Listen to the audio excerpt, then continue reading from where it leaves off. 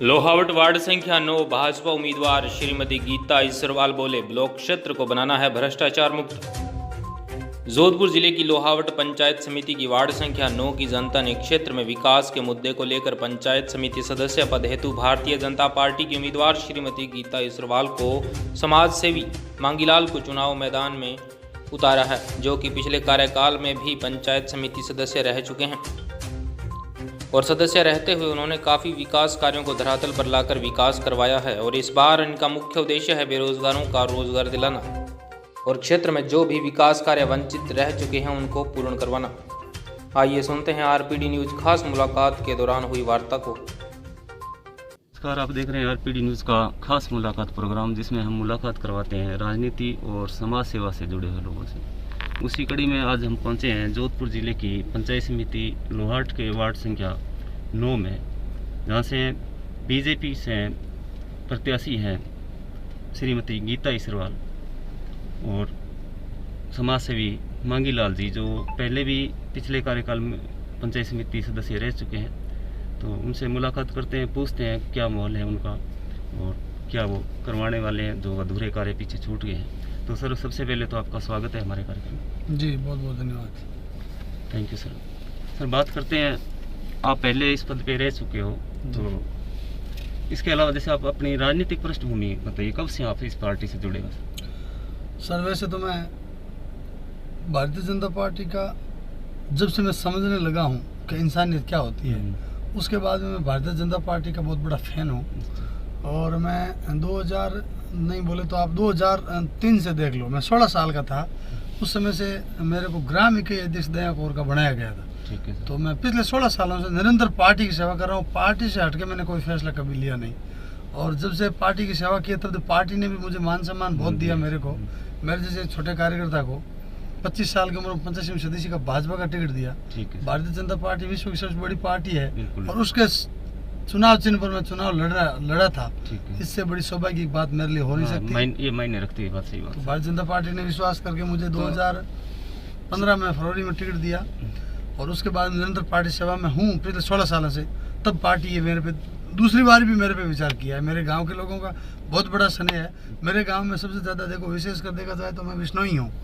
तो विष्णोई लोग क्या करते हैं, पार्टी के भगत भी होते हैं, लेकिन कई बार इसमें थोड़ा बहुत चांसेस रहता है। लेकिन पालीवाल, सुधार, बनिया, दर्जी, सोनार, नाई, कुम्हार, ये जो मेरे गांव की मूल ओबीसी या मूल जो भारतीय जनता पार्टी की जड़ें हैं, जिनके रग रग में भाजपा बसी है, वो वोट देने जाएंगे तो भाजपा को देंगे।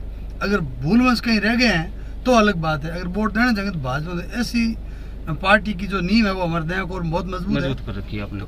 उनका स्नेह मेरे साथ बहुत बढ़िया है। अल्पसंख्यक भी आपके साथ हैं भाई साहब। बात यह है कि अल्पसंख्यक को कांग्रेस ने गोद ले रखा है अपने विचार से, बट अल्पसंख्यक को सबसे ज्यादा अगर किसी ने डुबोया है तो कांग्रेस ने डुबोया है।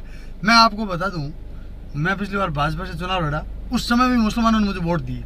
ठीक है। तो मैंने तुरंत जीतने के बाद, एक मदरसा है 30 नाम करके दया कौर के जस्ट किनारे पे बसा है, तो वहाँ पे मैंने एक ही उन्होंने मांग की, शौचालय की, मैंने 2-2.5 लाख रुपए का तुरंत सैंक्शन दिया, काम करवाया। फिर उनके लिए खरंजा रोड की भी मैंने की, लेकिन गांव की राजनीति, गंदी राजनीति वजह से वो हो नहीं पाई। मुसलमान मेरे साथ 70% मेरे दया कौर के मुसलमान हैं, वो बढ़ चढ़ के मेरे साथ हैं। उनका अब राज है, तो राज के दबाव से कई लोग साइलेंट मोड पर बैठे कई हैं, वोट मुझे करेंगे, मतदान मुझे देंगे, इसमें शक नहीं है। लेकिन राजनीतिक दबाव से वो है जो सामने नहीं आ पा रहे हैं, फिर भी मेरे साथ सामने आ रहे हैं। मैं विशेष करके कहना चाहता हूँ, दया कौर के आम पब्लिक जो भी है, इस राज के सामने अगर मेरे साथ बैठे हैं। मैं नामांकन रैली में गया, भाई साहब मेरे साथ 422 लोग थे, मैंने काउंटिंग की है, और 32 गाड़ियाँ थी, टोटल 40 गाड़ी थी, जिसमें 32 गाड़ी थी वो मेरे गांव की थी। और जो भी आदमी थे उसमें 6 आदमी बाहर थे, बाकी पूरे मेरे गांव के थे। राज के सामने इतने लोग आकर के मेरा हौसला अफजाई किया है। चुनाव जीतना हारना गांव के लोगों के हाथ में है, लेकिन जो आज मेरा कॉन्फिडेंस लेवल है, ये गांव की वजह से मेरा बहुत आई है। और मैं बजरंग बली भगवान से, गुरुजम्बेश्वर भगवान से, बाबा रामदेव पीर से ये प्रार्थना करता हूँ कि हे भगवान, चुनाव जीतना आपके हाथ में, लेकिन मेरे भाईचारा ये लोगों के बीच बना रहे। ऐसा मेरे पे आशीर्वाद भगवान बनाए रखना, ताकि हर आदमी से मैं हंस के बोल सकूं, किसी आदमी से मेरी द्वेष भावना नहीं हो। सर, आप पहले रह चुके हैं, 5 साल आपका कार्यकाल रहा है, तो उसमें आपने सर क्या क्या काम करवाए, कौन से अधूरे रह गए जो आप आगे बढ़ के उनको पूरा करवाना चाहते हैं? भाई साहब, मेरे पिछले 5 साल में एक राजनीतिक चिंता किसी को छोड़ करके जो भी मैंने मेरे काम करवाए, सबसे पहला काम तो मैंने करवाया दयाकोर जो पंचायत है उसके हेडक्वार्टर पर स्कूल है 12वीं, वहाँ पे मैंने 9 लाख रुपए पंचायत समिति कोष से दिए। ठीक है। फिर मेरे चिकनी नाडी स्कूल है उसको मैंने कर्मोन्नत करवाया। ठीक है। और 30 मदरसा है वहाँ पे बच्चे पढ़ते हैं, छोटे छोटे बच्चे, इसलिए वहाँ शौचालय करवाया। ठीक है। मधुरूप नगर स्कूल है वहाँ शौचालय करवाया।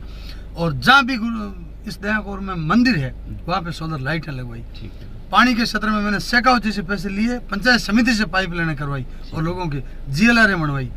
पंचायत समिति से मैं साहब कम से कम 62 लाख रुपए लेकर आया। जिला परिषद में 22 लाख रुपए ले गया, शेखावती से 21 लाख रुपए ले गया। 5 साल के कार्यकाल में 1.25 करोड़ रुपए कम से कम मेरी डिजायर से लेके आया।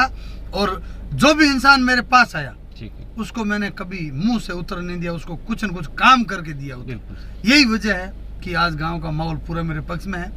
इतने बड़े राज के दबाव को देखते हुए गांव मेरे साथ है, यही मेरा मान सम्मान है। ठीक है सर, जैसे अपने बात करें विद्युत की, तो इसमें लाइट जो है इसमें आपने क्या क्या काम करा सर? भाई साहब, दीनदयाल ग्राम ज्योति योजना एक मोदी जी ने चलाई थी। पहली तो बात ये भारत देश के लिए बड़ा सौभाग्य है कि मोदी जैसा नेता मिला।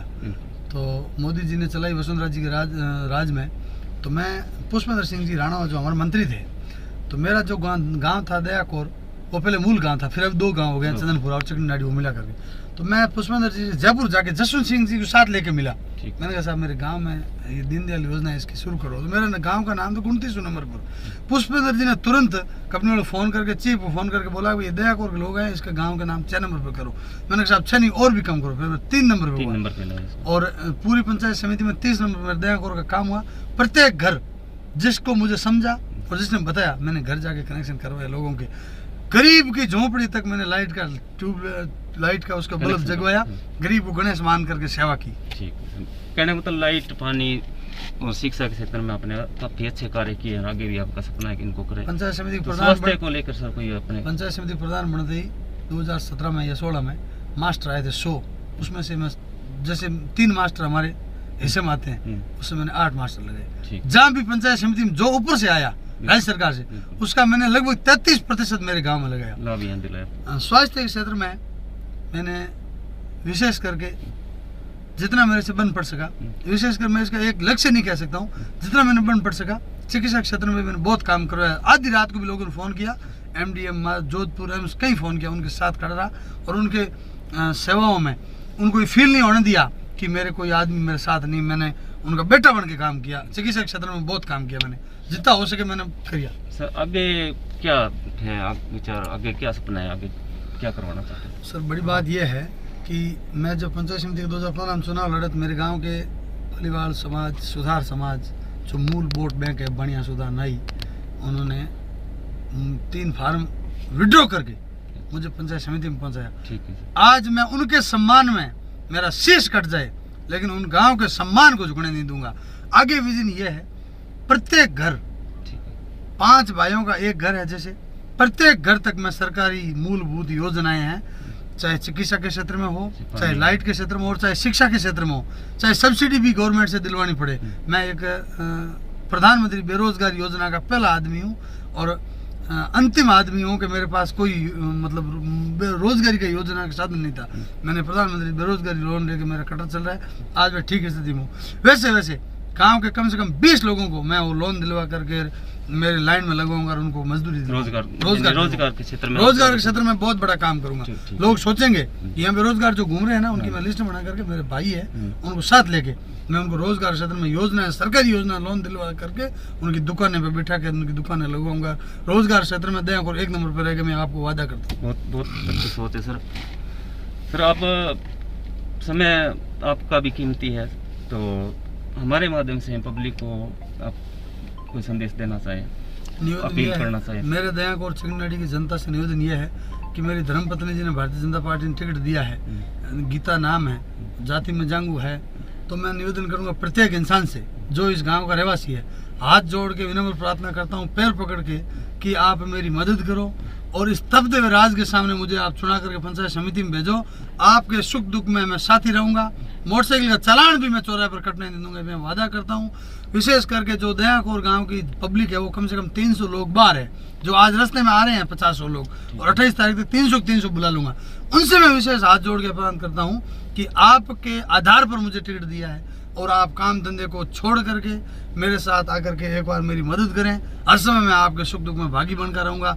जो वहाँ से 5 दिन मेरे लिए निकालेगा उसके लिए मैं 50 दिन दौड़ूंगा, ये वादा करता हूँ। और गांव की जनता से अपील करता हूँ, आपके मान सम्मान को कहीं गिरने नहीं दूंगा, स्वाभिमान को कहीं गिरने नहीं दूंगा।